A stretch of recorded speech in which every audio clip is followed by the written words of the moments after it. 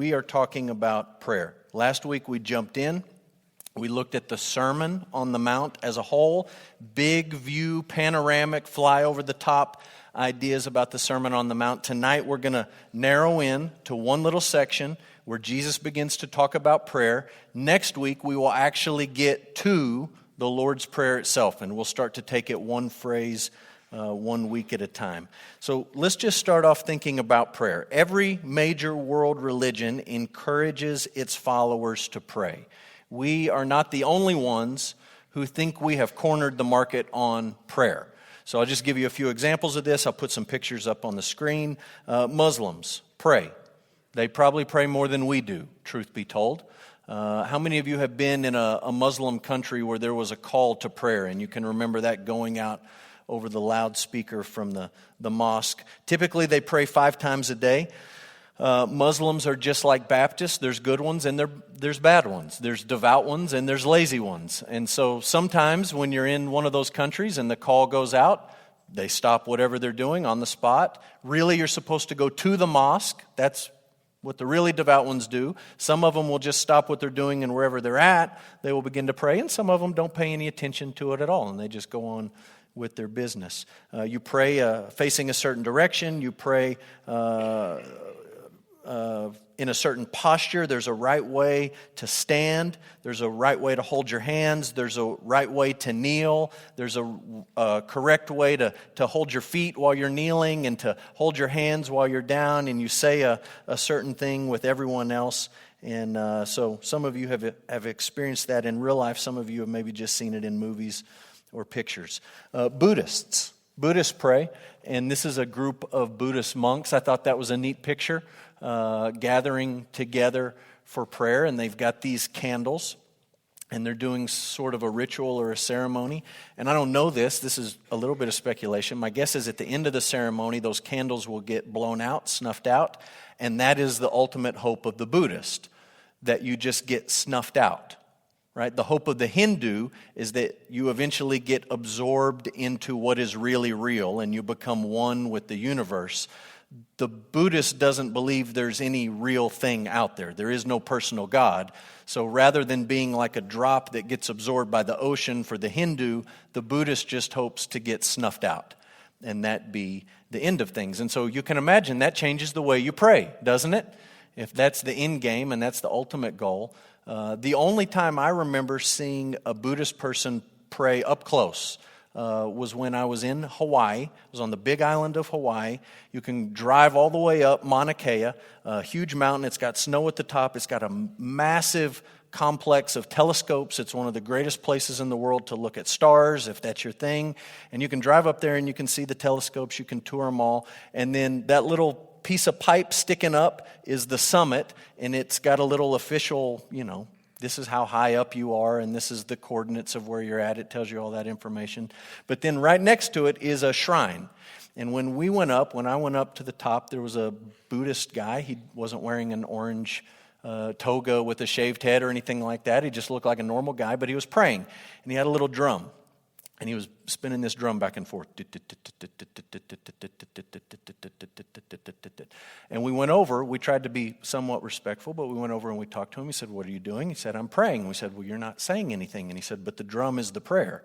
I don't have to say anything." And we said, "Oh, okay, well, what does it mean?" And he said, "It means nothing. That's the point. The point is not to think about anything. The point is to think about nothing."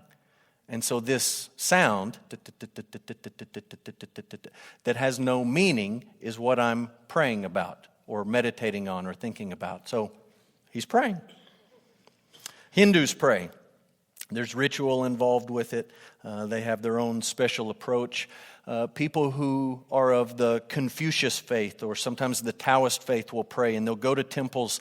This was a up-close picture of a person. You see all these little red things hanging. Those are prayers. They've gone to the temple, and there's a special place in the temple where you get this little red thing, and if you throw the money in, you get the little red dangly thing, and you write your prayer on the deal, and then you hang it there, and you leave it there.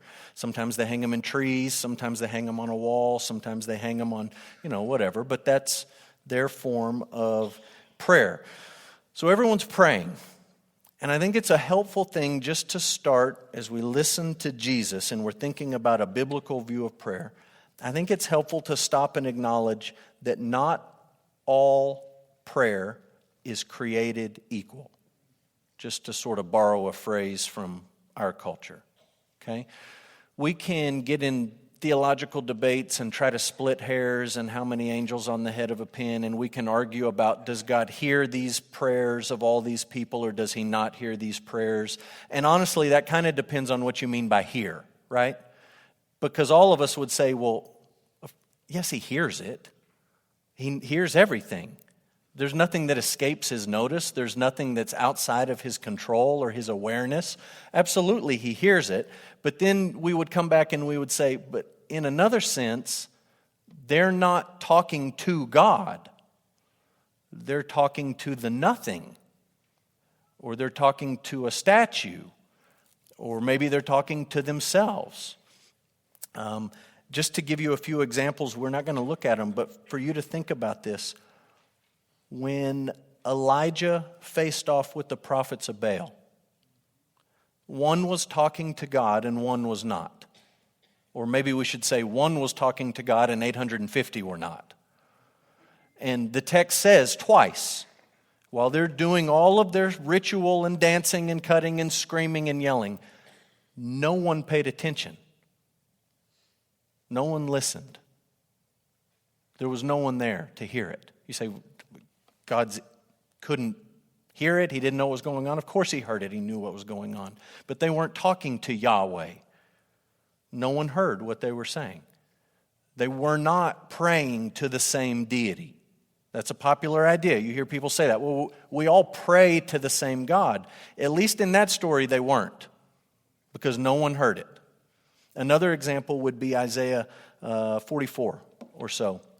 Isaiah talks about the pagan who goes out and cuts down a tree, and he brings it back, and he makes a fire, and then he uses some for his house, and then he makes an idol with some of it, and he bows down and he prays to it. And Isaiah doesn't have any illusion that, oh, well, you're really praying to God. Isaiah's point is, you're talking to a piece of wood. You're not talking to the Lord. You're not talking to Yahweh here. And so we just maybe need to start with this acknowledgement that, yes, all religions talk about prayer, but no, all religions are not doing the same thing when they pray. We're not all talking to the same deity. And it's really sort of offensive to any faith to just mash that together and to say we are talking to the same thing. We believe very, very different things about God. We're not talking to the same God. Just to bring it a little bit closer to home, even in the Judeo-Christian tradition, we don't all agree on what prayer is and how we ought to actually pray. And I'll just put a few pictures up here and give you some examples. The picture on the top left is a Catholic Mass. Okay? Picture of a cathedral and a Mass taking place. Picture on the bottom left is a Benny Hinn crusade. Okay? Picture on the top right is First Baptist Church, Dallas. And picture on the bottom right is a Greek Orthodox church. And I've experienced not necessarily all of those pictures, but all of those types of settings. And I can just tell you, what happens is very different. And we may be a little bit closer to home and saying, well, you know, we all sort of are, maybe. But how it plays out is very different. Very different. In some of these churches, you're going to go and there's going to be candles and things you're going to look at and certain things that you're going to say. In other churches, you're going to speak in languages you don't even know and say things you don't even understand. And in still other churches, you're going to look around the room. In an Orthodox church, every square inch of the building is going to be painted with pictures and icons and graphics and things that you're supposed to look at. And those pictures and icons are supposed to draw you into prayer. And then we can think a little bit closer to home, a First Baptist Church experience. There is very different practices of prayer, even within the Christian tradition. You can disagree with me. If you have thoughts on this later, I'd love to hear them. But I think Baptists, if we just try to boil it down to Baptists, okay? I think generally what Baptists try to do is dumb prayer down to the lowest common denominator. And I don't necessarily mean that in a bad way, But I think that's generally what we try to do. We don't want to be Catholic. Baptists do not want to be Catholic, right? We don't want that. So we're not going to do the ritual stuff. We're not going to have the candles. We don't want to be guilty of any sort of idolatry, so we're not going to have the statues. We're not going to paint the saints up on the ceiling of the sanctuary. Look, we got a little water spot over here from a leak. I promise you, when we fix it, St. Peter is not going to be looking down at you. We're not going to do that.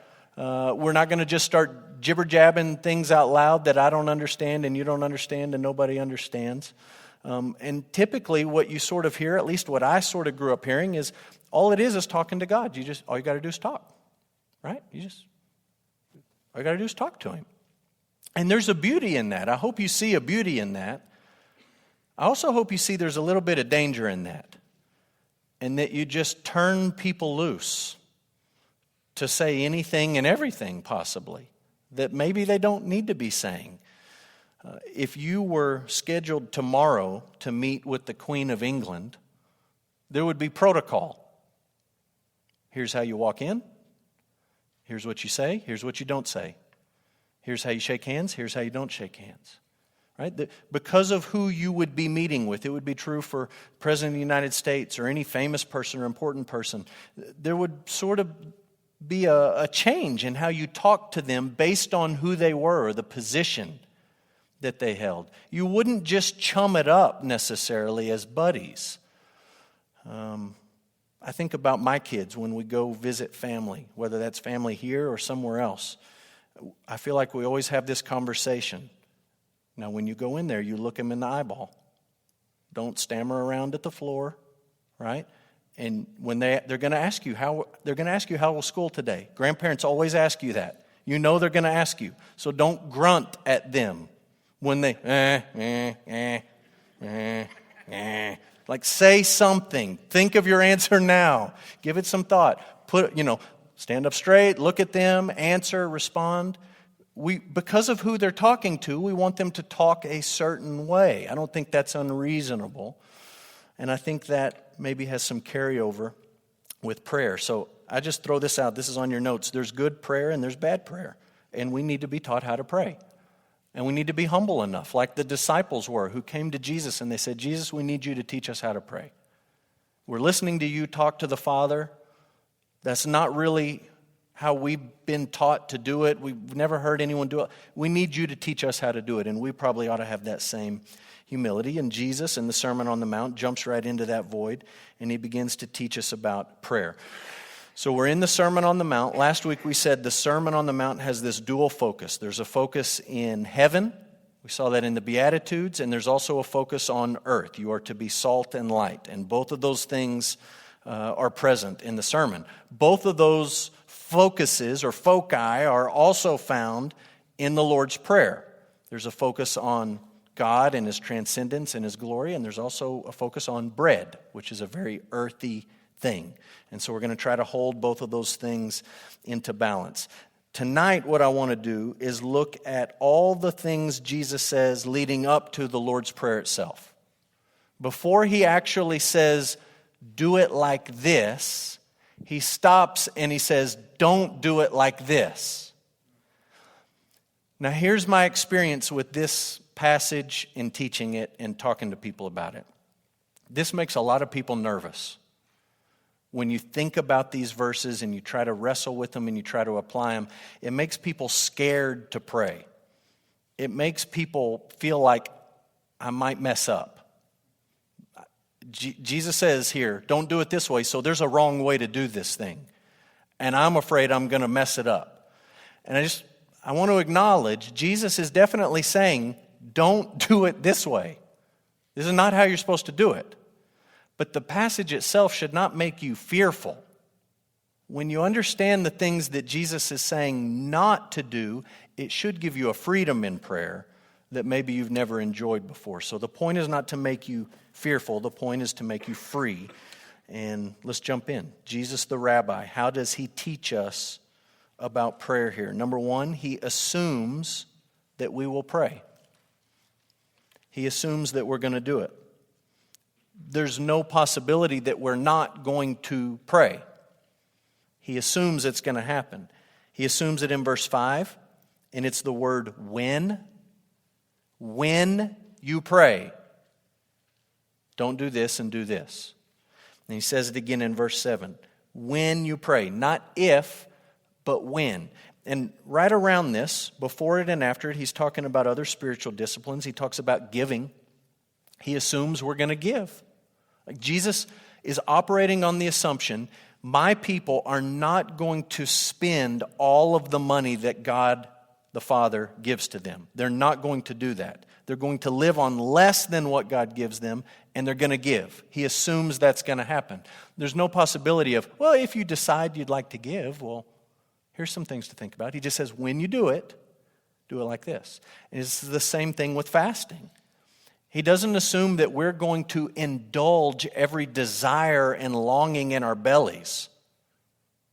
He assumes at some point we're going to have self-control and we're not going to indulge every craving that we have. And so he says, when you fast, when you give to the needy. In verse 5 and verse 7, when you pray. He assumes that we're going to do it. Secondly, he commands us to do it. This kind of ups the ante a little bit. Matthew 6, verse 9, pray then like this. And that word pray is in the imperative tense. It's a command. He is saying, do it and do it this way. He's not presenting it to us as optional. He's assuming that we're going to do it, and then to make it really clear, he actually commands us to do it. So look, on Wednesday nights, we just went through a study of the 10 Commandments, right? Most of those commandments are negatively worded. Do not do this. Some of them, like the Sabbath, has this idea that we are positively, or honor your father and mother, you're positively to do something.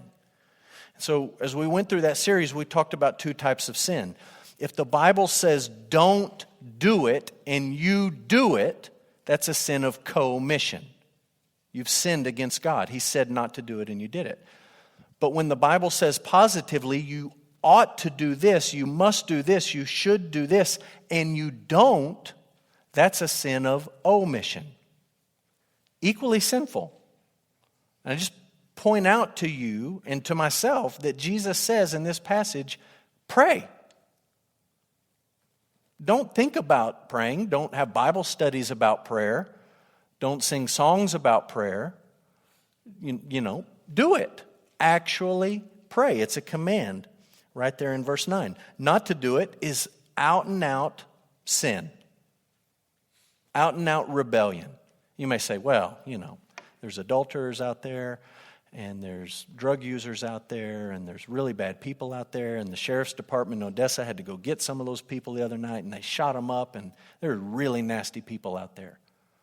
Fine, there's nasty people out there. But if God says do something, if Jesus says do it, and you and I don't do it, that's sin. It's disobedience. It's rebellion. It's looking at Jesus and saying, no. You say to do it? No. I'm not going to do it.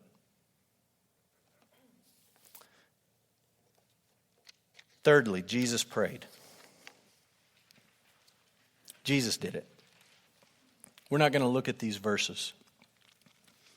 I'm not sure that that's all of them, but I did a little bit of digging to just find the passages in the Gospels that talk about Jesus praying. There's other passages outside of the Gospels in the New Testament that talk about Jesus praying. There's some Old Testament passages that look forward and talk about Jesus praying. We looked at one of those in Isaiah a few weeks ago, but he prayed. He did it. And if the goal of a Christian is to be as much like Jesus as possible, we should try to do the things that he did. And he modeled it for his disciples. He woke up early. He went off by himself. He prayed late into the night. At times he prayed all night long. He prayed at important moments. He prayed at moments that really didn't seem to be all that important at all. He prayed with his disciples. He prayed for his disciples with them there. He did it. He practiced it. And if we want to be like him, then we should do it too. Jesus prayed. Next, and we are going to look at these verses, Jesus is uniquely qualified to teach us how to pray. Uniquely qualified to teach us how to pray. My kids, I told you a few weeks ago that my little girls were taking piano lessons, and we came across the teacher by recommendation from friends. And our oldest daughter decided she did not want to take piano lessons, but she wanted to take guitar lessons. And so we kind of asked around and talked with somebody here at the church. And he said, yeah, we take my kid to this guy. He's really, really good. When I send my kid for a music lesson, guitar lesson, piano lesson, I'd kind of like the person they're going to know something about music or piano or guitar, right? I kind of want them to know a lot about it, really, because I know a little bit about the guitar, and I know that pianos have keys, but I'm not equipped to teach anybody those things. You want to send your kid to someone who knows the subject matter. If you want to learn how to pray, there's no one better to learn from than Jesus. Should you learn from your mama? Of course. If she's a godly woman, learn from your mama. Should you learn from your Sunday school teacher? Yes, that's great. Should you learn from books on prayer somebody has written? Absolutely. But if you really want to learn, cut through all that silliness and just go to Jesus and learn from him. Here's why we're really jumping into the middle of Paul's thought, but it says, who is to condemn? Christ Jesus is the one who died. More than that, who was raised, who is at the right hand of God, who indeed is interceding for us. Just file this away in your brain. Not only did Jesus pray past tense when he was on the earth, all the verses I gave you on the notes, he is praying now. He's still praying. Hasn't stopped praying. He's praying for his people. He's interceding for them. And Paul's just saying, this is fantastic, right? God is for you. He's done great things to save you. And Jesus is interceding for you right now. He's praying for you. Look at 1 Timothy chapter 2. It says, there is one God and there is one mediator between God and men, or God and mankind. And the mediator is the man Jesus Christ. You have a mediator. You have a go-between for you and the Father, and it's Jesus Christ. Right? That should encourage you to pray for him. You have somebody that will plead your case. He's interceding for you now, and he will be your mediator between you and the Father. This is important when you think about prayer and you think about our Catholic and our Orthodox friends, because they put the pictures up and they put the statues up, and Baptists look at that and we just immediately say, you're idolatrous. That's idolatry. And they know the command about idolatry. You don't think they've read that command? They've read it. They know it.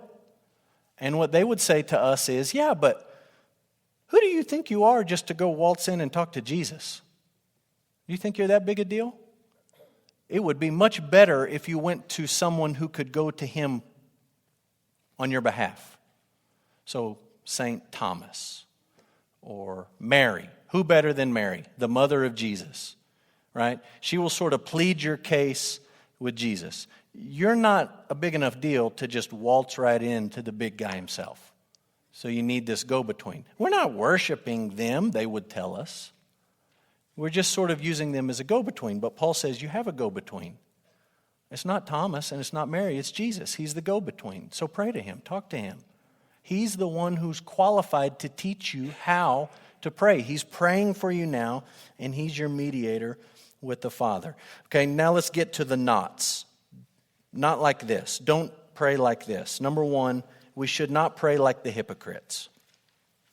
Matthew 6:5. When you pray, you must not be like the hypocrites. You know what a hypocrite is. They say the right thing and they do the wrong thing. Or maybe they externally do the right thing, but it's not genuinely real in their heart. Their motivation is off. Jesus says, don't be like that. Don't do all the right things in prayer and not mean it. Don't go through the motions. Don't come to a Bible study about prayer and fill in all the blanks and nod your head and act like this is really good stuff and then not pray. That's hypocritical. Don't be like the hypocrites. Do not be like them. Jesus says you must not be them. In some traditions, some branches of Christianity, not Protestantism, but other other branches, there's an idea, the Latin phrase is ex opere operato. And loosely translated, I don't know Latin, but generally it means from the work, it works. Right? Do it and it works. Like it's a not necessarily a magical thing, but it's an automatic thing. Do it and it's effective. It doesn't really matter if you understand it or not. It doesn't really matter if you mean it or not. Just do it. Baptism, right? Just do it. It really doesn't matter if you know what's going on. Just do it. It's not so much you getting it. It's just the work itself. The work works. Prayer. You don't have to get it. You don't have to understand it all. Just do it. Just say the thing. Go read the stuff. Go through it. It's okay. The work works. And I think Jesus right here is just blowing that out of the water. Don't be like the hypocrites. They're saying the right stuff on the outside. They're going through all the right motions, but it's not genuine and it's not real. Do not pray like the hypocrites. Secondly, we shouldn't pray for a human audience. We should not pray for a human audience. Matthew 6, verse 5 and 6, when you pray, you must not be like the hypocrites. They love to stand and pray in the synagogues and at the street corners, that they may be seen by others.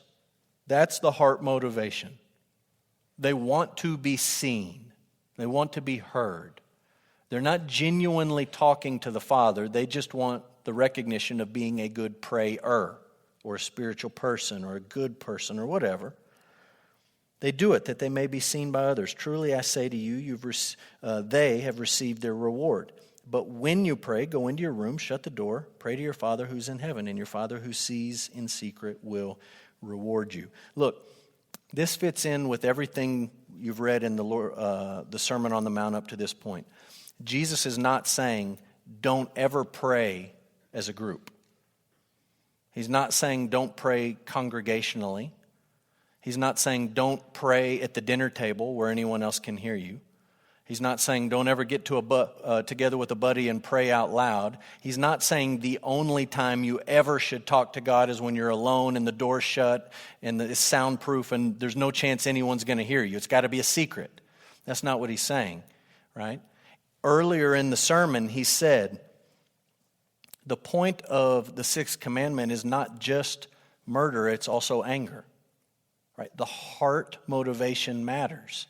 And the point of the seventh commandment is not just adultery, it's lust. Your heart matters in this. You can go through all the external stuff right, but your heart really does matter. And it's true with prayer. That's what he's driving at in prayer. You can stand on the corner, you can say the flowery language, you can stand on this platform and say all the right stuff and everyone will think you're so smart and educated and spiritual. You can sit around the dinner table and be the person to bless the food and bless the meal and everyone can say, oh, I love it when that person prays and bless the food. Such a great prayer. None of that matters if it's not real.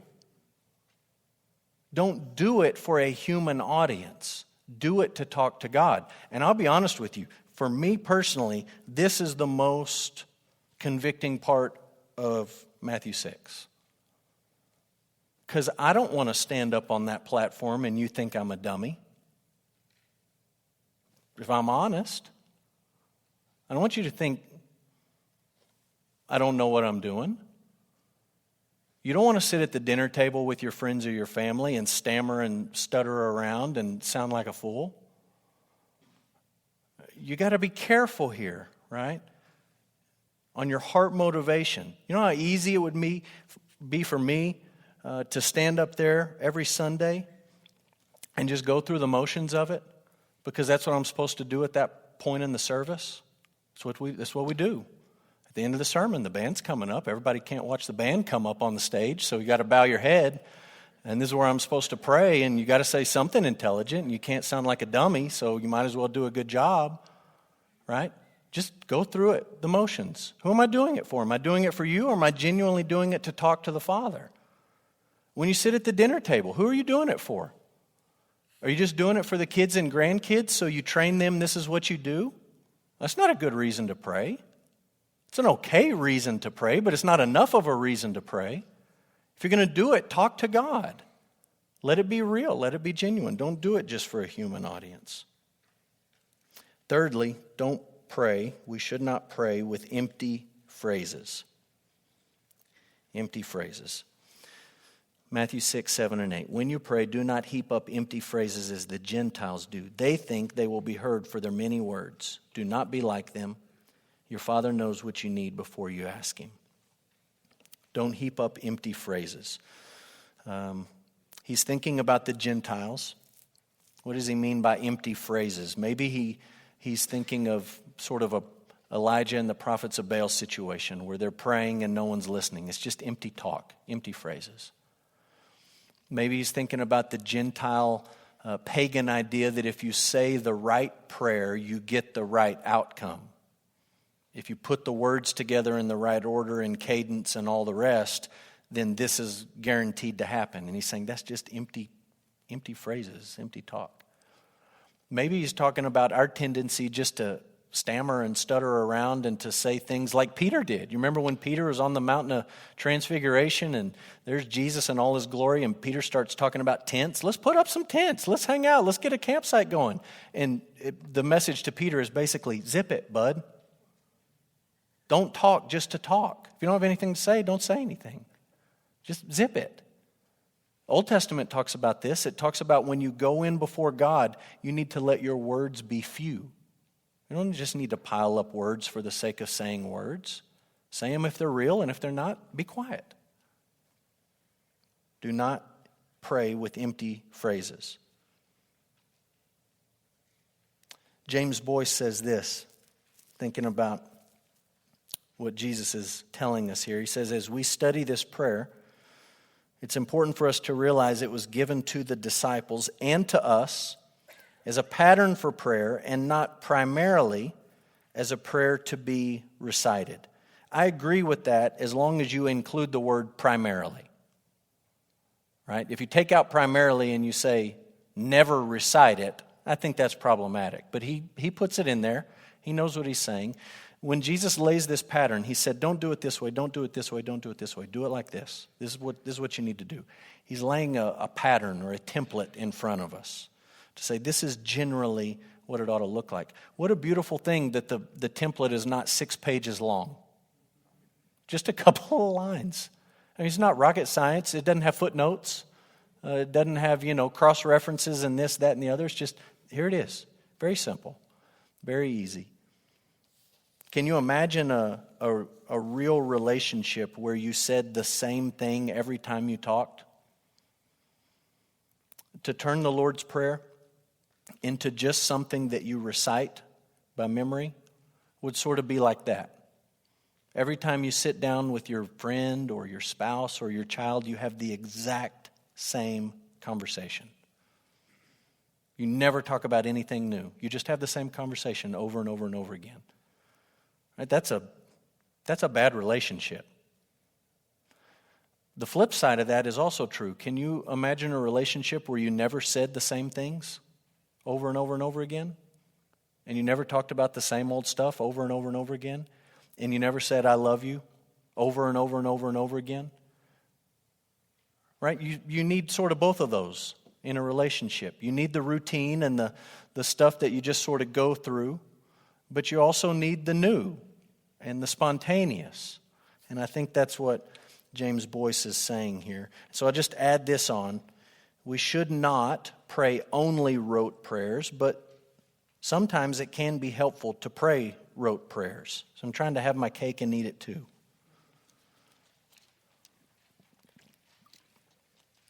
If you turn the Lord's Prayer into a mantra, and that's the only way that you pray,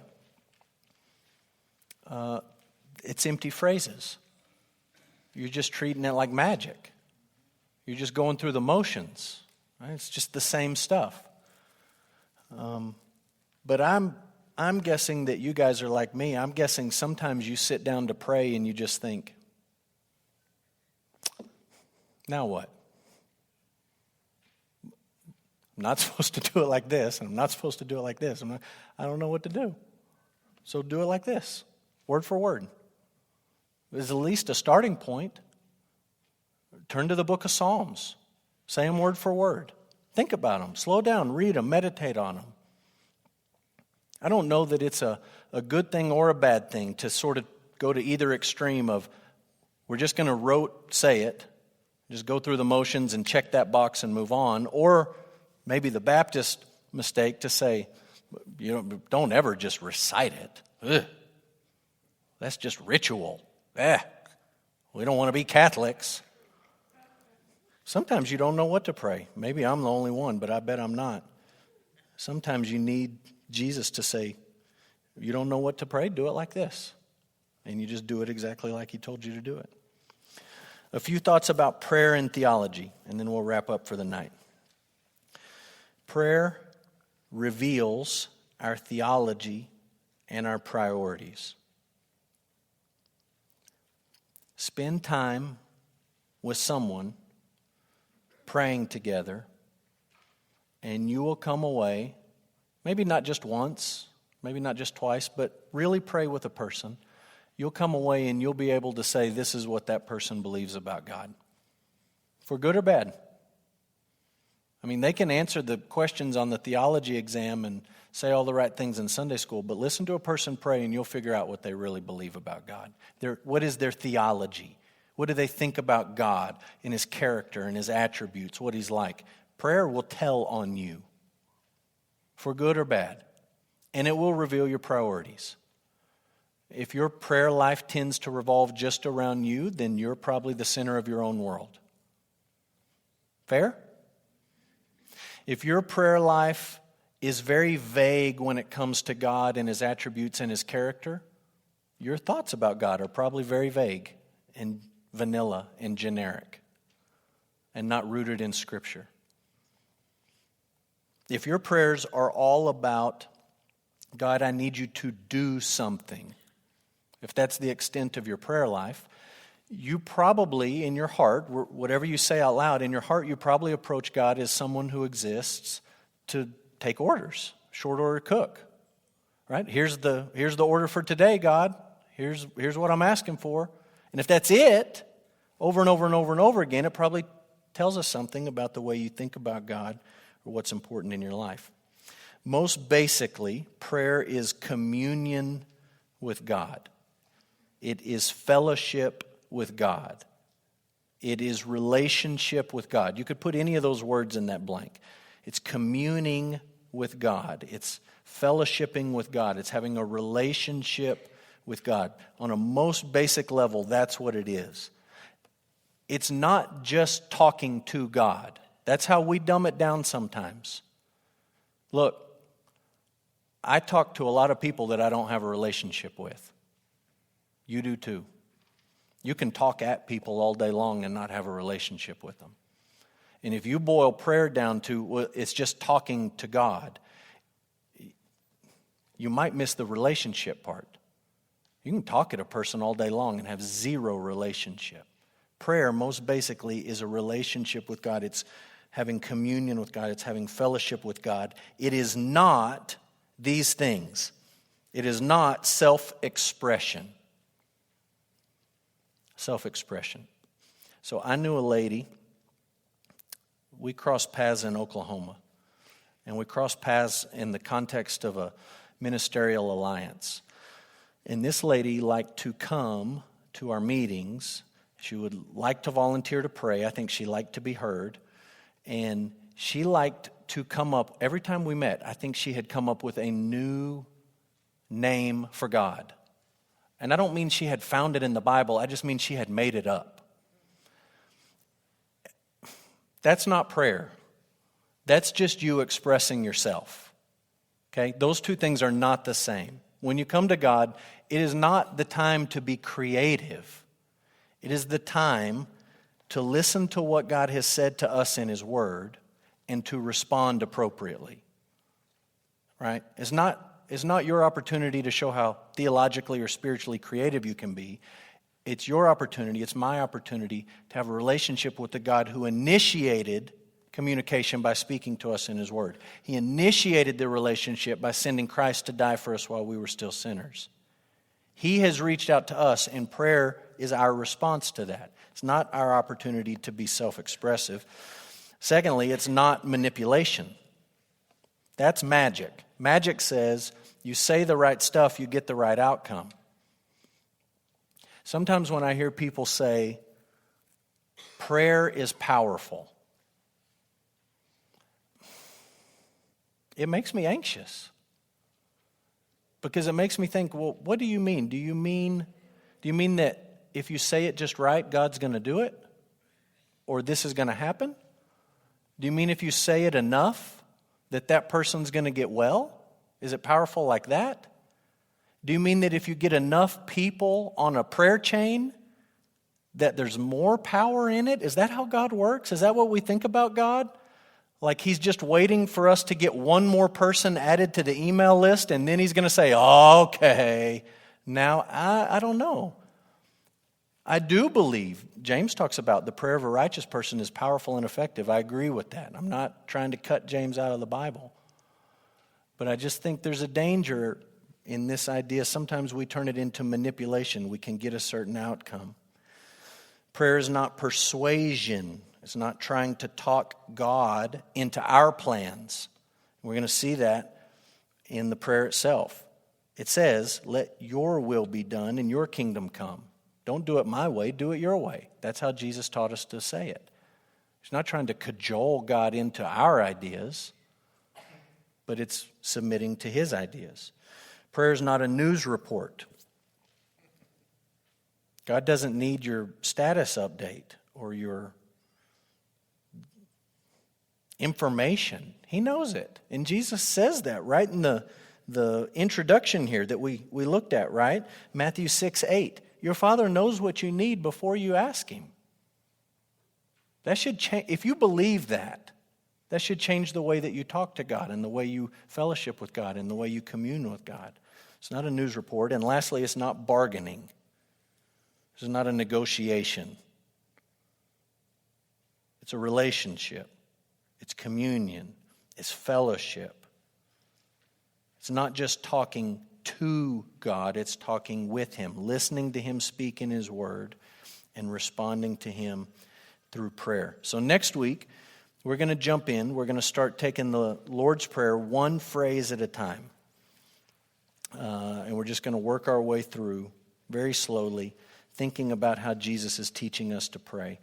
One of the interesting things, if you just look at church history and you look at great theologians, great thinkers, great philosophers, great preachers or writers or whatever, many of them have written books and volumes and volumes on the Lord's Prayer. And I was reading through some examples of that. Origen, Gregory of Nyssa, Tertullian, Cyril, Cyprian, Augustine, Dante, Thomas Aquinas, Meister Eckhart, Martin Luther. Westminster Shorter Catechism has a whole section on it. And you can go from Catholicism to Christianity to Eastern Orthodox. You can look at the early church fathers. You can look at the medieval period. You can look at the reformers. You can look at modern day theologians. Christians have long recognized this is important. This really, really matters. Right? All the scripture is important. This is important. Jesus teaching us how to pray. And so we'll end with this quote from Andrew Murray. Andrew Murray wrote a lot of different things about prayer, and he said this. It is a form of prayer. He's talking about the Lord's Prayer. It's a form of prayer that becomes the model and inspiration for all other prayer. That's that idea that it's a template, right? It's a pattern sort of to follow. And yet it always draws us back to itself as the deepest utterance of our souls before God. And I like that. He's sort of capturing both ideas. On the one hand, it's this pattern that you follow, not just rote, but it sort of guides you as to how you ought to pray. And at the same time, you come back to it. You keep coming back to it. And at some point you say, I can't do better than that. Like, that's it. That sums it up very, very nicely. And so that's the way that we learn to pray. So next week we'll jump in. We'll take it one phrase at a time.